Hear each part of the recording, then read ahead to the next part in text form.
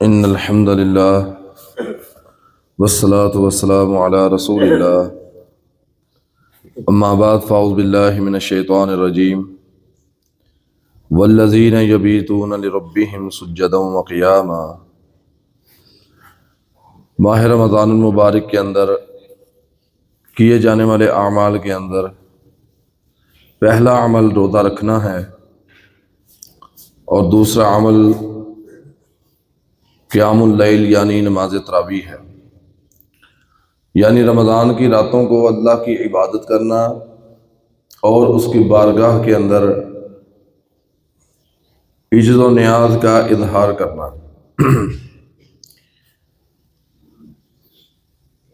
اور ایک مسئلے کی بات یہ ہے، نماز تراویح اور تہجد یہ ایک ہی نماز ہے۔ اما عائشہ رضی اللہ تعالیٰ عنہ بیان فرماتی ہیں کہ رسول اللہ صلی اللہ علیہ وسلم آپ رمضان اور غیر رمضان کے اندر 11 رکعات نماز ادا کرتے، یعنی کہ تہجد کے 8 نفل اور 3 اس کے وتر۔ یہی ہم رمضان کے اندر نماز عشاء کے ساتھ پڑھتے ہیں، اور بعض لوگوں کا خیال ہے کہ یہ نبی رحمت علیہ السلام سے ثابت نہیں ہے، یہ حضرت عمر نے شروع کروائی تھی۔ تو یہ بہت بڑی غلط فہمی ہے۔ یہ خود پیارے پیغمبر علیہ السلام نے اپنی زندگی مبارکہ کے اندر پڑھائی۔ پہلی رات آپ نے پڑھائی، کچھ لوگوں کو پتہ چلا، انہوں نے آپ علیہ السلام کے ساتھ پڑھ لی۔ دوسری رات پڑھائیں اور اتنی دیر تک کچھ زیادہ لوگوں کو پتہ چل چکا تھا، اور صحابہ رضوان اللہ علیہ مجمعین ایسی پاک باز ہستیاں ہیں کہ وہ ہر نیکی کے کام میں بڑھ چڑھ کر حصہ لینا اپنے لیے باعث سعادت سمجھتے تھے۔ تیسری رات پیارے پیغمبر علیہ السلام نے پڑھائی تو بہت زیادہ تعداد کے اندر لوگ مسجد میں جمع تھے۔ جب چوتھی رات آئی تو پیارے پیغمبر علیہ السلام کا انتظار کرتے رہے صحابہ۔ آپ علیہ السلام نماز تراویح پڑھانے کے لیے تشریف نہیں لائے۔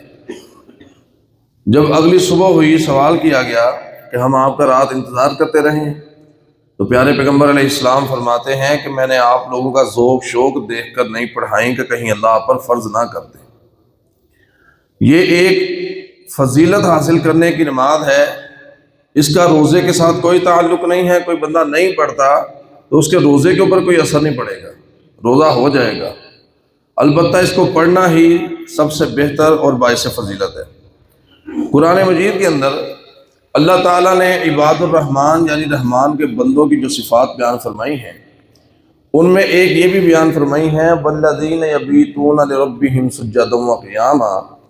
عباد الرحمن جو ہیں ان کی راتیں بلا وجہ چوک و چرستوں میں نہیں گزرتی، ان کی راتیں جوئے کے میدان میں نہیں گزرتی، ان کی راتیں شرابیں پیتے زنا کرتے نہیں گزرتی، فضولیات میں نہیں گزرتی۔ ان کی راتیں گزرتی ہیں سجدا و قیاما، اپنے رب کے سامنے سجود و قیام کے اندر گزرتی ہیں۔ یہ عباد الرحمن کی صفات ہے، اور خود پیارے پیغمبر جناب محمد صلی اللہ علیہ وسلم نے فرمایا من قام رمضان ایمانا واحتسابا غفر له ما تقدم من ذنبه۔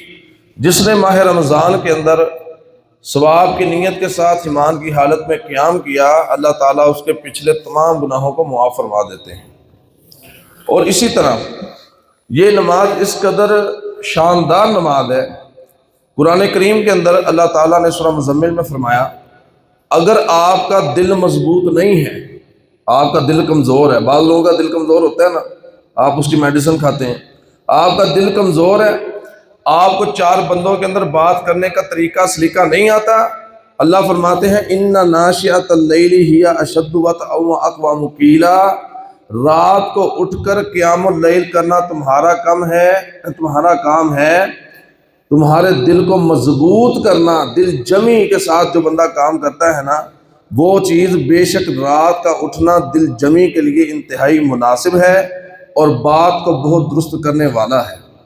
یعنی کہ اگر کسی بندے کو بات کا سلیقہ نہیں ہے وہ یہ قیام اللیل پابندی کے ساتھ کرے، اس کو اللہ بات کرنے کا طریقہ سلیقہ بھی عطا فرما دیں گے، اور اس کا دل بھی مضبوط ہو جائے گا، اور کسی کام میں دل نہیں لگتا تو نیکی کے ہر کام میں دل جمی کے ساتھ بندہ حصہ لے گا۔ یہ اس قدر شاندار نماز ہے۔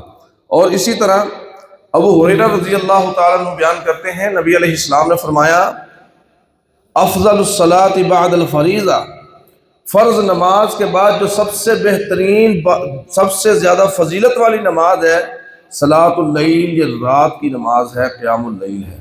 یعنی آپ نماز تراویح کو پابندی کے ساتھ دل کے شوق اور ذوق کے ساتھ ادا کریں۔ جناب سیدنا عبداللہ بن سلام رضی اللہ تعالیٰ عنہ، جو کہ نبی علیہ السلام کے چہرہ مبارک کی خوبصورتی دیکھ کر مسلمان ہو گئے تھے، وہ بیان کرتے ہیں نبی علیہ السلام جب مدینہ میں تشریف لائے، پیارے پیغمبر صلی اللہ علیہ وسلم نے آتے ہی جو احکامات جاری کیے وہ 4 بنیادی حکم تھے۔ آقا علیہ السلام فرماتے ہیں افش السلام، سلام کو عام کرو۔ یہ نہیں کہ جو میرے جاننے والا بس اس سے سلام لے لیا بات ختم، بلکہ گزرتے ہوئے ہر مسلمان کو آپ نے سلام کرنا ہے، سلام کو عام کرو۔ وَأَطْعِمُوا الطَّعَامَ، اور ایک دوسرے کو کھانے کھلایا کرو، ایک دوسرے کی دعوت کیا کرو۔ واصل الارحام، اور پھر صلہ رحمی کیا کرو۔ صلہ رحمی کیا ہے؟ صلہ رحمی یہ نہیں کہ جو بندہ آپ کے ساتھ اچھا چل رہا ہے آپ بھی اس کے ساتھ اچھا چلیں۔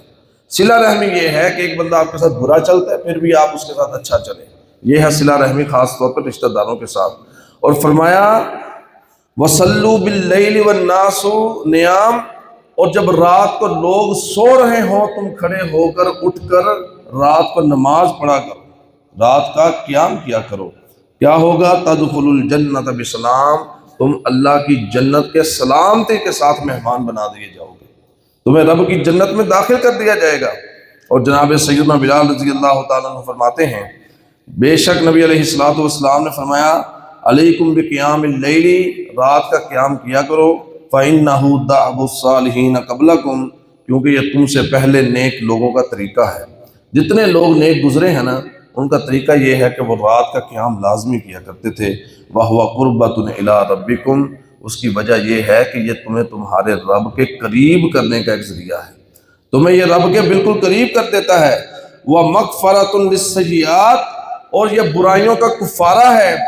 وَمَنْہَاتٌ لِلْإِثْمِ، اور یہ گناہوں سے دور کرنے کا ذریعہ ہے۔ تم رات کو قیام کرو، اللہ تمہیں ہر قسم کے گناہ سے بھی محفوظ فرما دیں گے۔ اور نبی کریم صلی اللہ علیہ وسلم کا اپنا معمول مبارک کیا تھا؟ پیارے پیغمبر علیہ السلام کا قیام کس قدر لمبا اور کیسا شاندار قیام ہوتا تھا۔ اما عائشہ رضی اللہ تعالیٰ عنہا ام المومنین بیان کرتے ہیں کہ پیارے پیغمبر صلی اللہ علیہ وسلم جب قیام فرمایا کرتے تو میں دیکھتی کہ اکثر آپ علیہ السلام کے قدموں مبارک کے اندر سوج پیدا ہو جاتی، سوج جایا کرتے۔ جب پیارے پیغمبر صلی اللہ علیہ وسلم کے پاؤں سوج جاتے، میں سوال کیا ایک دن، اما عائشہ فرماتی ہیں میں نے ایک دن سوال کیا، اے اللہ کے پیارے پیغمبر صلی اللہ علیہ وسلم آپ اس قدر لمبے قیام کیوں کرتے ہیں، حالانکہ اللہ تعالیٰ نے آپ کو وقد غفر اللہ لک ما قدم من ذنبک وما تاخر، کہ اللہ تعالیٰ نے آپ کے تمام اگلے پچھلے گناہ تو معاف فرما دیے، حالانکہ نبی معصوم عن الخطا ہوتے ہیں، ان سے غلطی نہیں ہوتی، لیکن اللہ تعالیٰ نے پھر بھی اگلے پچھلے گناہ معاف فرما دیے۔ تو پیارے پیغمبر صلی اللہ علیہ وسلم فرماتے ہیں افلا احب ان اکون عبدا شکورا، کیا تمہیں یہ بات پسند نہیں ہے کہ اللہ تعالیٰ نے مجھے اتنا نوازا ہے تو میں اللہ کا شکر گزار بندہ بن جاؤں۔ اللہ کا شکر کرنے کے لیے بھی رات کا قیام بہت اہمیت کا حامل ہے۔ اللہ کے سامنے سجدہ کرنا، اور جو بندہ منہ سے کہتا رہے شکر اللہ کا، کبھی نماز بھی نہ پڑھے، وہ شکر ادا کرنے کا حق ادا کر رہا ہے، اس کا شکر صحیح معنوں کا شکر نہیں ہے۔ اس لیے رات کا قیام خاص طور پر نماز تراویح کو لازمی ادا کیا کریں۔ اللہ تعالیٰ مجھے اور آپ کو عمل کرنے کی توفیق نصیب فرمائے۔ وآخر دعوانا ان الحمد للہ۔